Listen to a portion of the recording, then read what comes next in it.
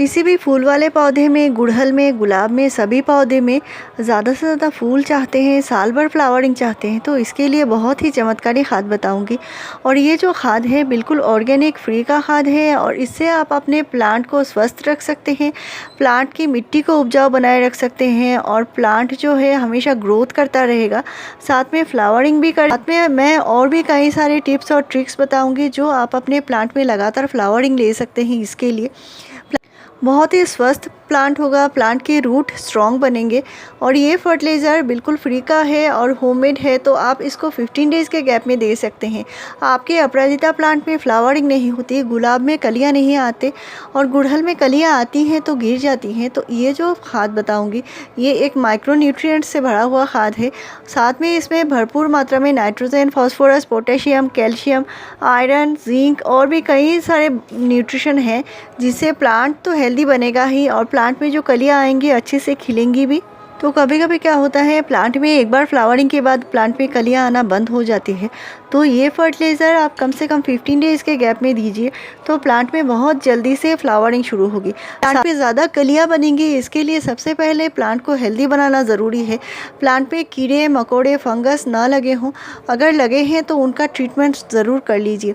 अगर आपके यहाँ बारिश हो रही है तो बारिश के लिए प्लांट को कम से कम 15 डेज़ के गैप में एक बार फंजीसाइड का स्प्रे कर दीजिए, क्योंकि ये जो हाइब्रिड जो प्लांट होते हैं उनमें बहुत जल्दी फंगस लग जाती है। देसी जो गुलाब होते हैं, गुड़हल होते हैं, उनमें इतना ज़्यादा प्रॉब्लम नहीं आती, लेकिन हाइब्रिड प्लांट में बहुत ज़्यादा प्रॉब्लम आती है। तो इसके लिए इनको हेल्दी रखिए। प्लांट में अगर 1-2 पत्ते पीले हो रहे हैं तो कोई प्रॉब्लम नहीं है, लेकिन बार बार प्लांट की पत्तियां पीले होकर प्लांट खाली हो रहा है तो प्लांट को आपको पहले स्वस्थ करना पड़ेगा। कभी कभी कीड़े मकोड़े की वजह से भी प्लांट में पीले पत्ते आते रहते हैं और प्लांट में फंगस की वजह से भी ऐसा होता है, तो मिट्टी की हल्की गुड़ाई करके मिट्टी में ½ टीस्पून फंजीसाइड ज़रूर दे दीजिए। तो आपका हाइब्रिड गुड़हल है तो उस प्लांट को आप कम से कम 5 से 6 घंटे का धूप अभी दे सकते हैं। साथ में आपको जो दूसरा काम करना है, मिट्टी में आपको कंपोस्ट ज़रूर देना होगा, कम से कम महीने में 2 मुट्ठी 2 बार 15 डेज़ के गैप में एक बार दे दीजिए।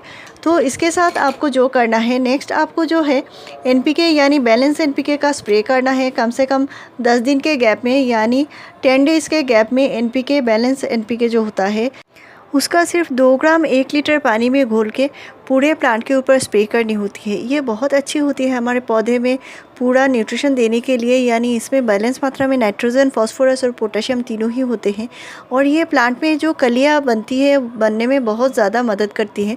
साथ में ये कलियां जो आती हैं अच्छे से खिलने में भी हेल्प करती है। तो इसके लिए बैलेंस NPK आप कम से कम 10 दिन के गैप में प्लांट में एक बार दे सकते हैं और इससे प्लांट हेल्दी ग्रोथ करेंगे और साथ में जो प्लांट में फ्लावरिंग है बहुत जल्दी से शुरू होगी। साथ में मैं ये बताऊंगी, आपके प्लांट में अगर बार बार कलियां आती हैं लेकिन गिर जाती हैं तो उस कंडीशन में आपको माइक्रो न्यूट्रिएंट का ज़रूर स्प्रे करना होगा और इसके लिए आप कोई भी अच्छे कंपनी का माइक्रो न्यूट्रिएंट ले सकते हैं। जैसे मैं यूज़ करती हूँ सागरिका या बायोबीटा, दोनों में से कोई भी आप यूज़ कर सकते हैं और इनका सिर्फ 1 ml लेना है और इनको 1 लीटर पानी में घोल के पूरे प्लांट के ऊपर स्प्रे करनी होती है। जो हाइब्रिड गुड़हल होते हैं उनको माइक्रो न्यूट्रिएंट की बहुत ज़्यादा ज़रूरत पड़ती है।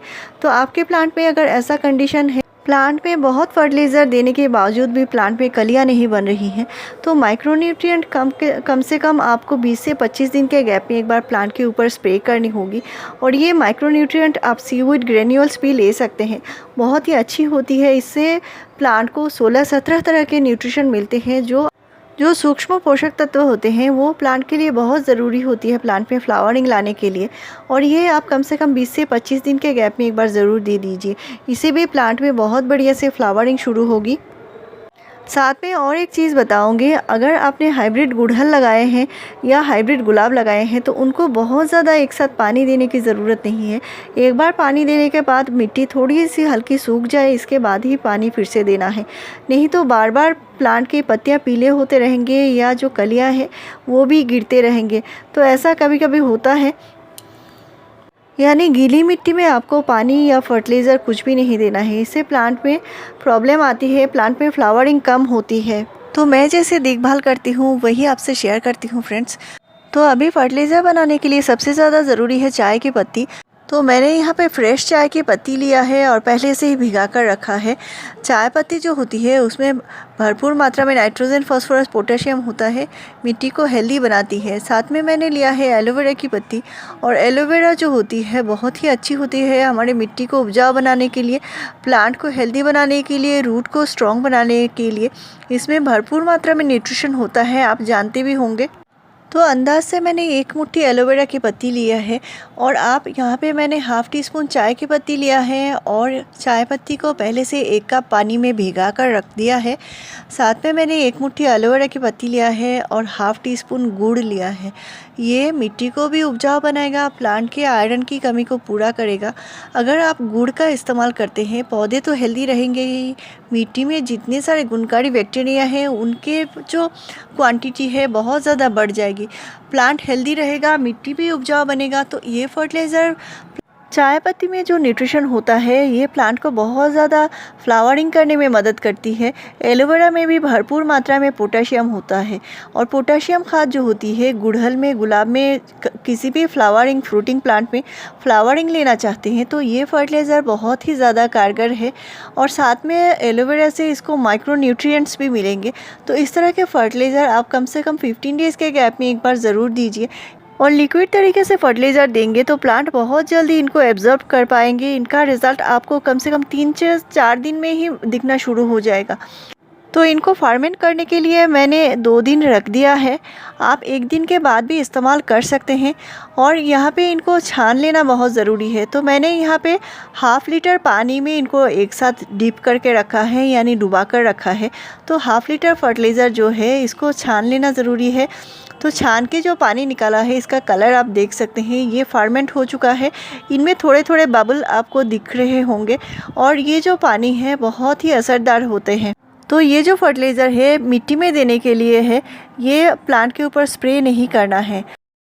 तो स्प्रे करने के लिए मैंने लास्ट जो टॉनिक बताया था, जो सहजन के पत्ती से, यानी जो मोरिंगा के जो पत्ती से आप टॉनिक बना सकते हैं, ये भी बहुत ज़्यादा पावरफुल है, उसका स्प्रे आप प्लांट के ऊपर कर सकते हैं। और आज का जो फर्टिलाइज़र है वो बनकर रेडी है, तो इसको कम से कम 3 गुना पानी मिलाकर ही पौधे में देना है। अगर आपका 1 लीटर फर्टिलाइज़र है तो आपको नॉर्मल 3 लीटर पानी मिलाकर ही पौधे में देना है। तो ये फर्मेंट हो जाएगा, तो गुड़ का जो मिठास है वो नहीं रहेगी, प्लांट पे कभी भी चींटियाँ नहीं आएंगी। तो इतना ज़्यादा गुणकारी फर्टिलाइज़र है, आप अपने प्लांट में ज़रूर दीजिए। तो इसको दिन के टाइम देना है, शाम को नहीं देना है।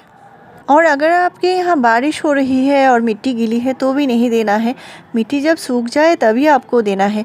और पहले जितने सारे मैंने टिप्स और ट्रिक्स बताए हैं सारे आपको फॉलो करने पड़ेंगे। तो मेरे चैनल में फ्रेंड्स आपको ऐसे ही बढ़िया जानकारी मिलती रहेगी। मेरे चैनल को ज़रूर सब्सक्राइब कीजिए, लाइक, शेयर और कमेंट कीजिए वीडियो पूरा देखने के लिए। Thank you.